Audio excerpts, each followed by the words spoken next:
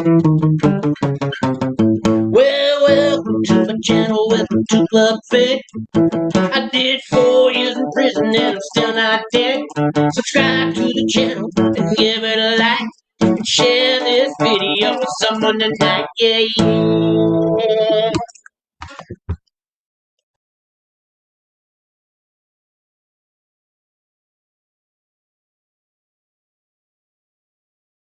Hi, I'm CLUBFED Sean.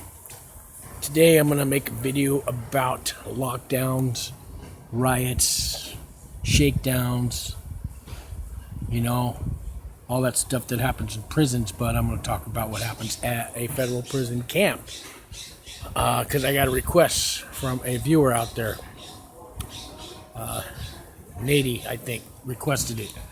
So, yes, we have riots in camps. They're very rare. I was at Florence Federal Prison Camp in Florence, Colorado. I got there in 2017, and they were still talking about this big riot that they had in 2006 or 2007, where 6 or 7 inmates got killed.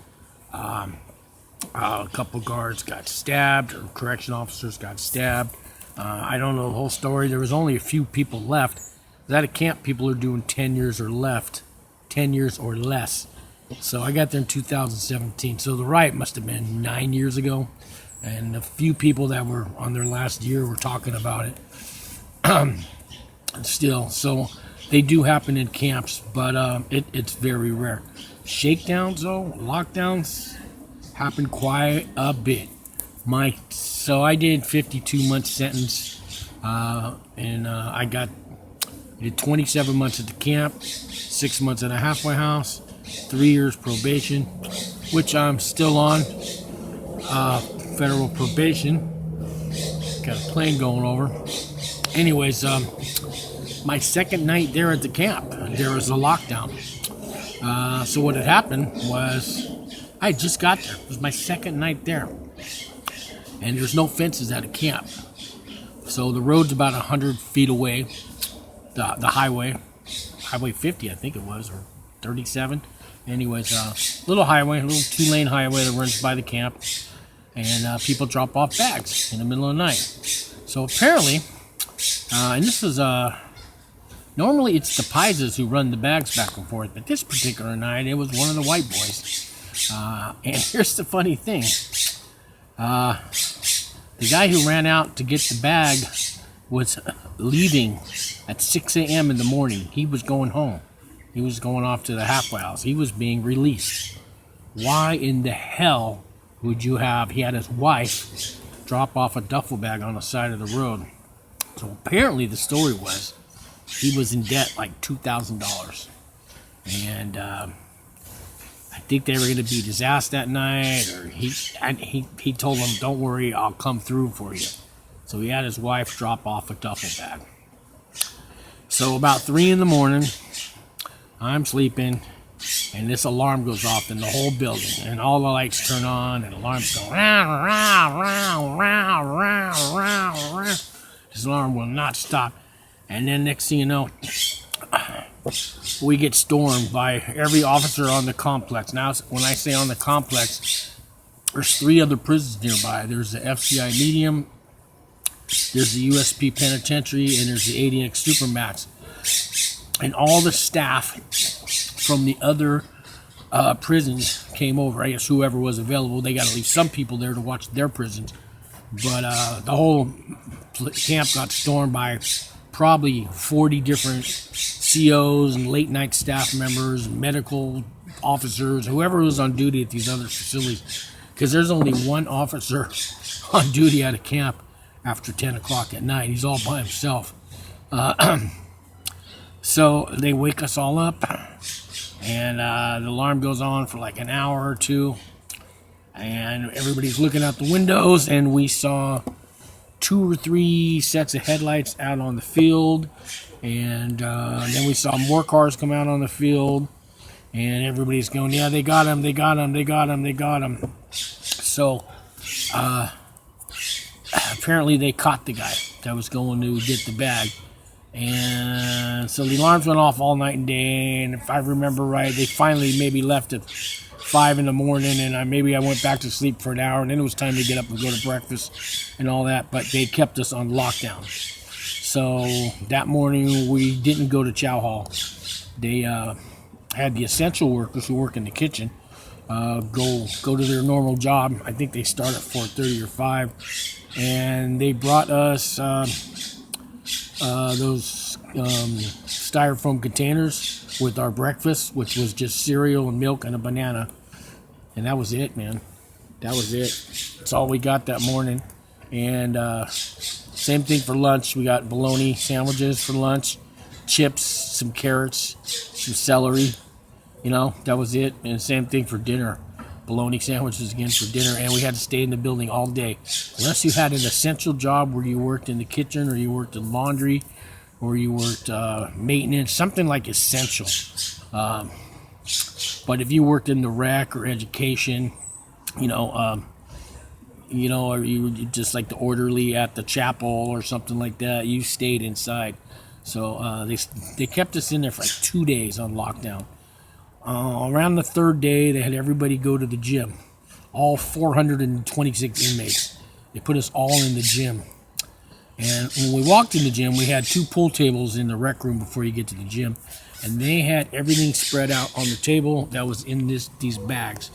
And there was big bottles of alcohol, like Jack Daniels, Safeway version of vodka, cheap vodka. I remember there was tequila. Somebody said, "Oh, look, bottles of Patron were there." Cartons and cartons of cigarettes, a bunch of cell phones, from Walmart cell phones, the track phones or whatever, a bunch of them. And I noticed there was little bags of protein powders, I guess there's a commodity for that. And there was a box of Popeye's chicken.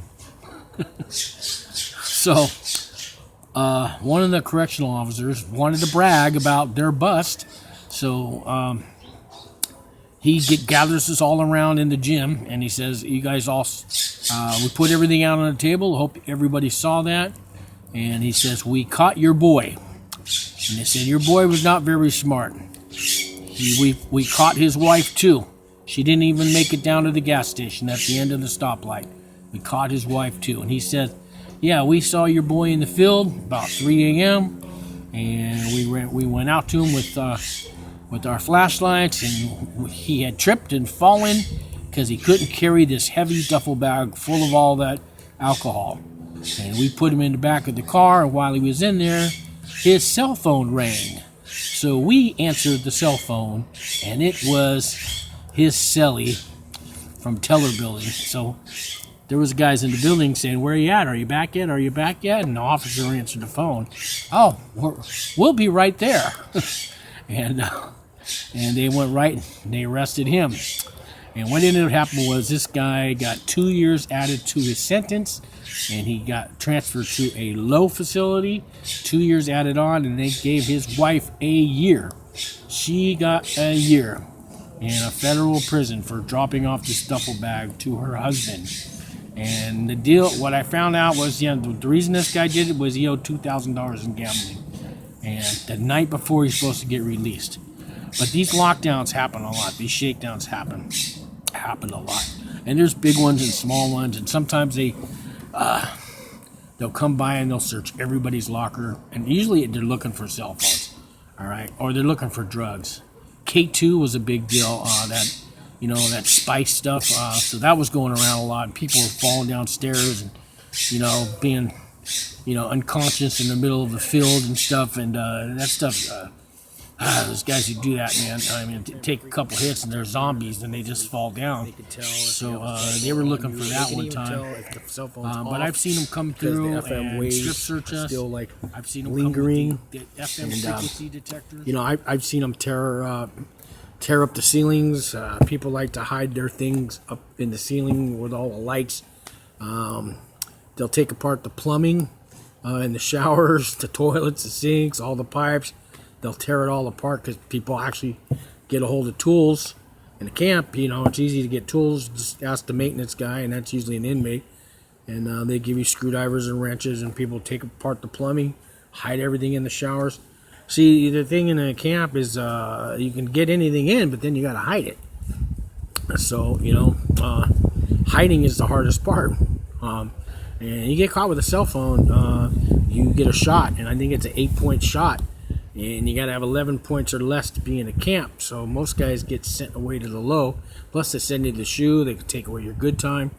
It's bad news. Don't get a cell phone. Cigarettes, on the other hand, a lot of times if we got caught with those, we'd have to do extra duty for 2 weeks, which means pulling weeds. Some of the COs would just make us do push-ups, believe it or not. And a couple COs would tell us, just clean the bathroom and get out of my face and don't come back here. So it just depended. Once in a while, there'd be a hardcore CO that would... I seen a guy lose 40 days good time, got caught smoking, but he got caught by a CO that worked at the USP that was getting overtime and just happened to be working at the camp that night. This guy was going home in 2 months. Now he had to wait like 3.5 months to go home. But yeah, shakedowns happen a lot. Usually when they find a few cell phones, if they find 1 or 2 cell phones, they usually won't shake down the whole place. But they find a lot of them, and they find drugs, they'll lock it down. And when they lock us down and they shake us down, man, they'll tear apart your lockers. I've come back after they've searched all our housings, and my locker's been knocked on its side. Everything spilled out everywhere. Pillows cut open, mattresses sliced open. They don't care. They'll just wreck the whole thing. A lot of guys will have all their things taken from their locker. So you're not supposed to have more than I don't know, $200 worth of meat items in your locker.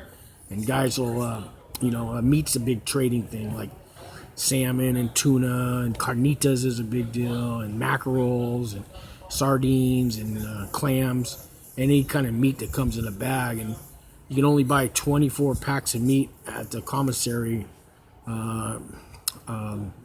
per cycle, per trip, for every 2 weeks. So you can buy 48 packs a month.